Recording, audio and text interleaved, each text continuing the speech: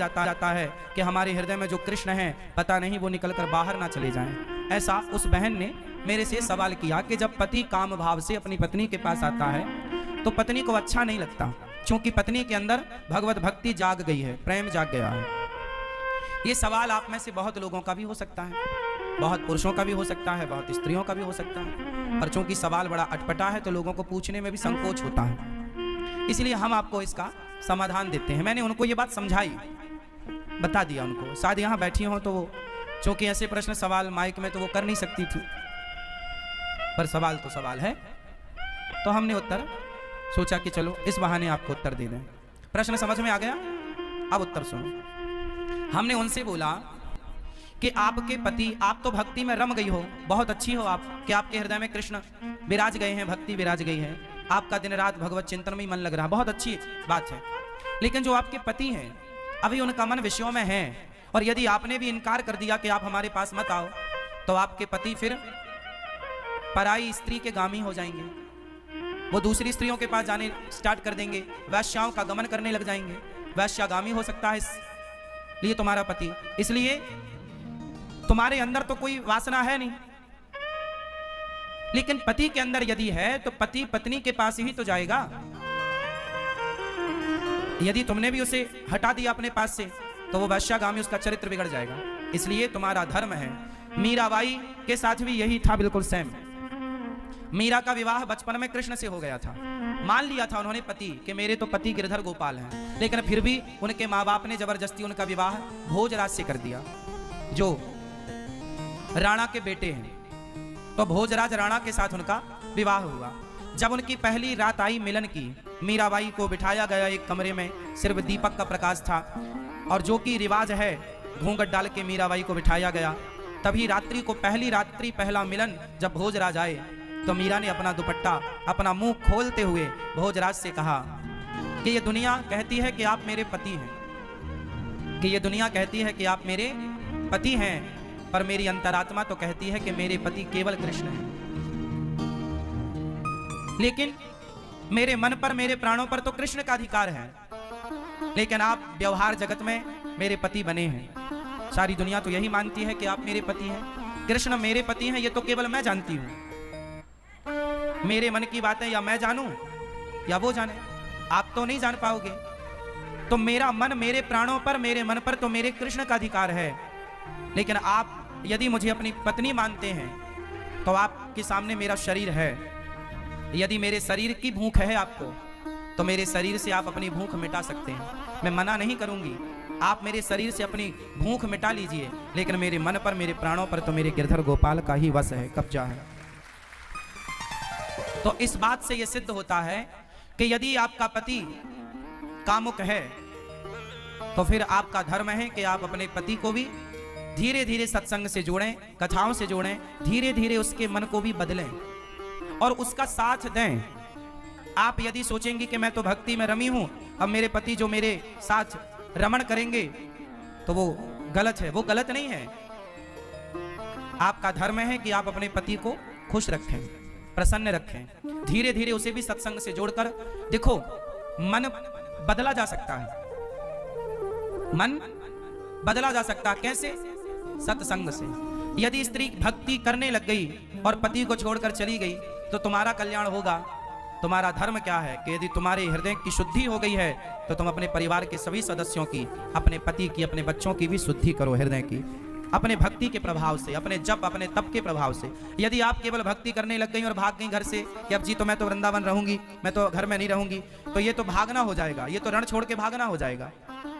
फिर आपका धाम में आकर के वास करना, अपने पति को छोड़कर, अपने बच्चों को छोड़कर, ये आपका धर्म नहीं है। धर्म तो ये है कि पति और बच्चों के साथ रहकर जो प्रेम आपके भीतर जागा है वही प्रेम पति और पुत्र के भीतर जागा कर उनका भी कल्याण कीजिए और उनका साथ दीजिए। और ये पति पत्नी का अधिकार होता है एक दूसरे के लिए। उस अधिकार से ना पत्नी वंचित करे पति को, ना पति वंचित करे पत्नी को। पति पत्नी दोनों आप खुश हैं, ये बहुत अच्छी बात है।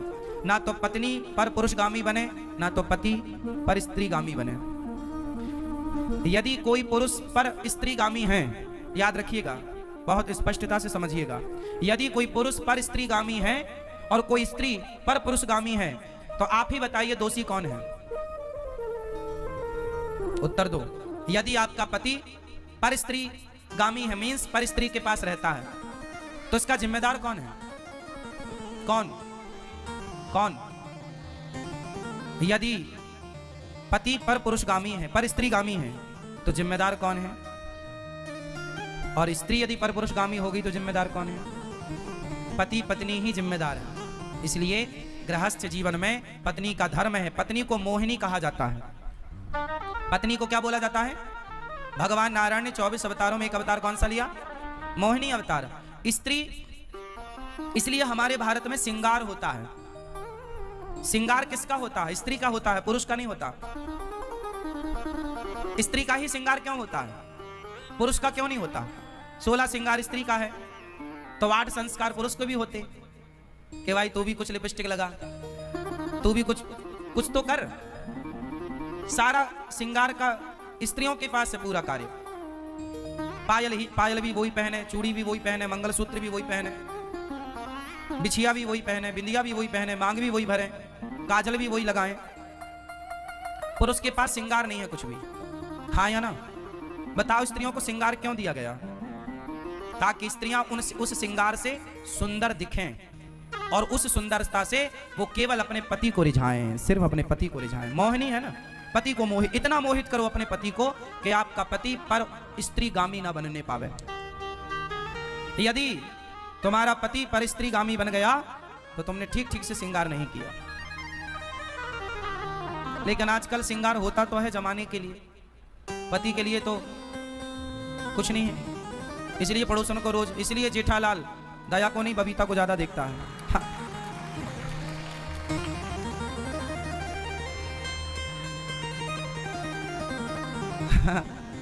सही है ना? तो स्त्री को कैसा होना चाहिए? पति के लिए मोहिनी होना चाहिए, जो अपने पति के मन को मोहित करती रहे। और आपने यदि मोहित नहीं किया तो आपकी पड़ोसन मोहित कर लेगी,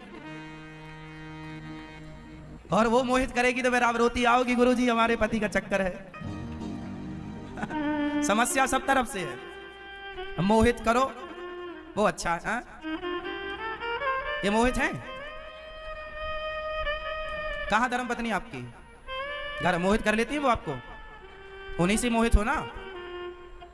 हाँ, या तो पत्नी से मोहित रहो, या पति से, या परमेश्वर से, तीसरा कोई नहीं। और पति पत्नी का भी एक टाइम है।